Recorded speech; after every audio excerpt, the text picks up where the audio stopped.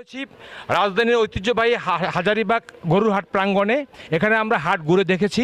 হাটের যে ব্যবস্থাপনা বিষয়টি রয়েছে সেটি অত্যন্ত পরিচ্ছন্ন পরিবেশে এখানে গরু হাট পরিচালিত হচ্ছে বলে ক্রেতা বিক্রেতা উভয়ে জানিয়েছেন। আজকে আপনাদের সামনে এই মুহূর্তে হাট পরিচালনা কমিটির লোক আমাদের সামনে রয়েছে। আমরা তাদের কাছে জানতে চাইব যে এই হাটে যারা ক্রেতা বিক্রেতা এবং পাইকার রয়েছেন তাদের জন্য আপনারা কী ধরনের নিরাপত্তা ব্যবস্থা গ্রহণ করেছেন?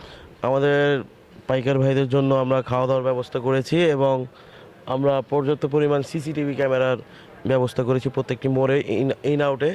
এবং আমাদের পাইকার ভাইরা জানি মলম পার্টি বা বিভিন্ন ধরনের যে সমস্যাগুলো হয় অজ্ঞান পার্টির এই জায়গা থেকে জানি রক্ষা পায়, এই জন্য সচেতনমূলক আমরা পোস্ট করতেছি, কথা বলতেছি, তাদের সাথে আমরা সর্বক্ষণ কথা বলে যাচ্ছি এইসব নিয়ে। আচ্ছা ভাইজান, আপনার কাছে আমি জানবো একটু যে দূর থেকে যে ক্রেতারা গরু কিনতে আসবে, আপনাদের হাটে অনেক দূর থেকে ক্রেতারা আসে, তাদের নিরাপত্তার জন্য আপনারা কী ধরনের আইনগত ব্যবস্থা নিয়েছেন?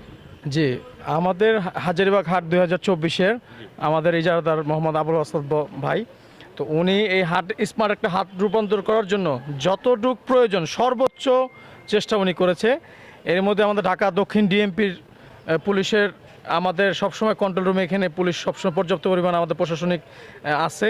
পাশাপাশি আমাদের এই হাটে প্রতিটা এক্সিট পয়েন্ট এন্ট্রি পয়েন্টে আমাদের পুরো হাট সম্পূর্ণ পুরো হাট এরিয়াতে আমাদের ক্যামেরা নিয়ন্ত্রণ আমরা করছি।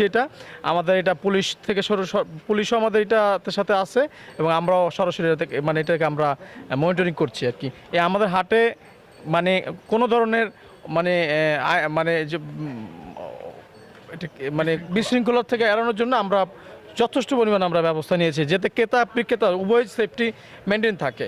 এর জন্য বিকাশের টাকা লেনদেনের কোনো ব্যবস্থা রেখেছেন কি আপনারা? শুধু বিকাশ না, বিকাশ নগদ, পাশাপাশি আমাদের হচ্ছে গিয়ে আমাদের অন্যান্য ব্যাংকের ক্যাশ লেনদেন করার জন্য এখানে ব্যাংকের বুথ এখানে বসানো হয়েছে এবং কি পশু যদি অসুস্থ হয় জন্য পশু চিকিৎসক এখানে রাখা হয়েছে।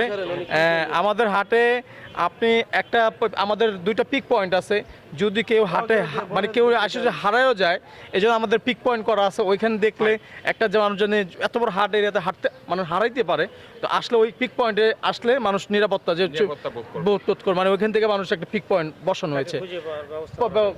প্রিয় দর্শক, আপনারা দেখলেন যে কর্তৃপক্ষ জানিয়েছে যে সব ধরনের নিরাপত্তা ব্যবস্থা তারা গ্রহণ করেছেন এবং একটি নিরাপত্তা বলয়ের চাদরে তারাই হাটটি ঢেকে রেখেছেন। আপনারা যারা ক্রেতা সাধারণ রয়েছেন তারা নির্বিঘ্নে অত্যন্ত সুন্দর পরিবেশে এখান থেকে আপনাদের পছন্দের পশুটি আপনি ক্রয় করতে পারবেন বলে তারা আশাবাদ ব্যক্ত করেছেন। হাজারীবাগ গরুর হাট থেকে মাইনুল ইসলাম মিলন, CNN বাংলা টেলিভিশন, ঢাকা।